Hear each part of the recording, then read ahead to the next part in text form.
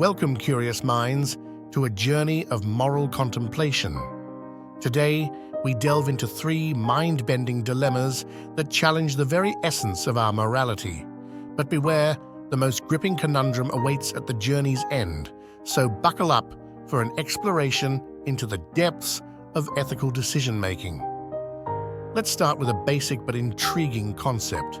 Picture yourself at a pivotal moment, standing at a railway junction where two train tracks converge into one. The trolley is going down one track. There's a speeding train barreling towards a group of people tied to the rails.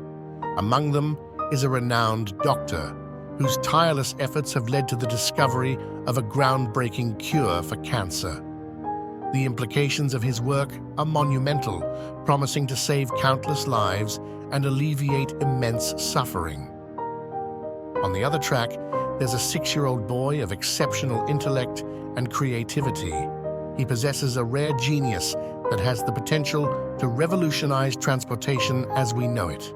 His future inventions will pave the way for sustainable and efficient modes of travel, reshaping the world's infrastructure and reducing the environmental impact that would possibly save the world. As you stand at the control lever, the weight of the decision bears down on you. Pulling the lever will divert the oncoming train to either track, determining who will be saved and who will face an untimely demise. Saving the doctor ensures the continuation of life-saving medical advancements, while rescuing the young genius holds the promise of groundbreaking innovations that could benefit humanity for generations to come. Whom do you prioritize, the doctor with the cure or the young prodigy with transformative potential? The fate of numerous lives and the trajectory of future progress hang in the balance. What do you do? Dilemma number 2. As a psychiatrist, you've been working with a patient for several months, helping them navigate through their struggles with severe anxiety and paranoid thoughts.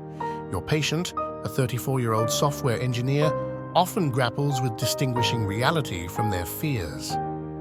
Through therapy sessions, you've witnessed their gradual progress in managing their anxiety and gaining insight into their thought patterns. During a recent therapy session, your patient's demeanor shifted noticeably.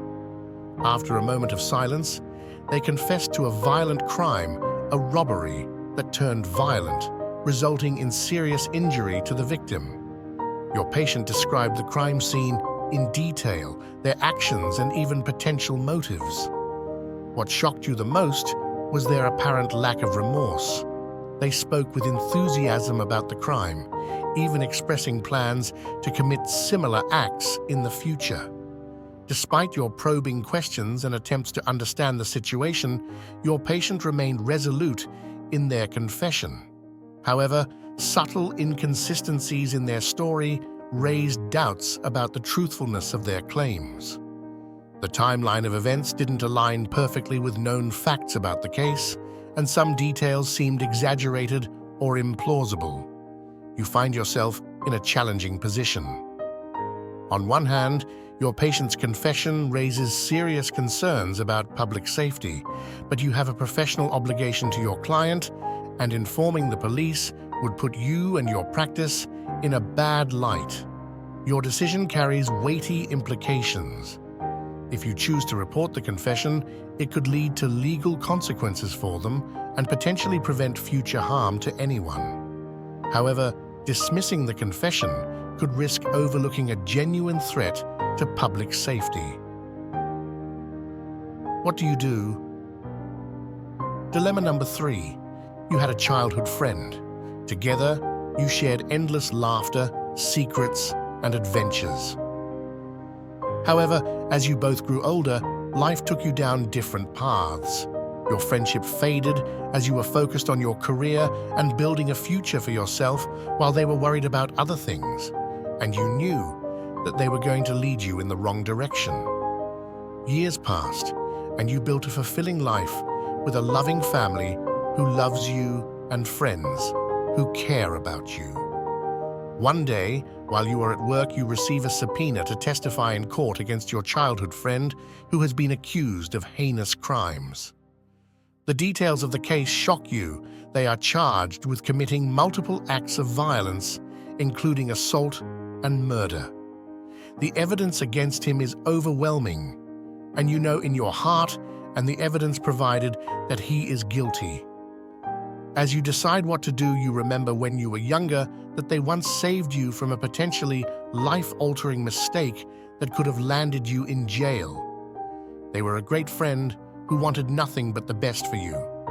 It was a moment of loyalty and friendship that you never forgot, and you've always felt a sense of indebtedness to them.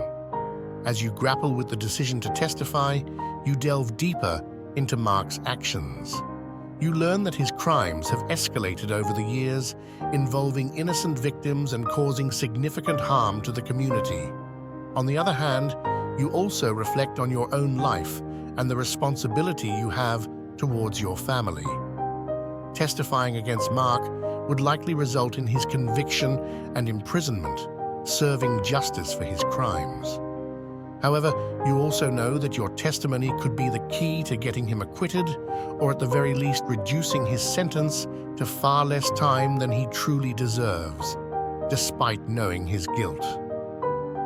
The thought of protecting their innocence to honor a debt from the past tugs at your conscience.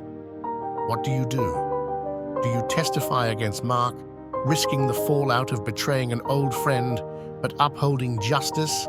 Or do you protect his innocence, knowing that it could allow a guilty person to go free? Comment down below your answers to these dilemmas. Come back tomorrow and see if you feel differently.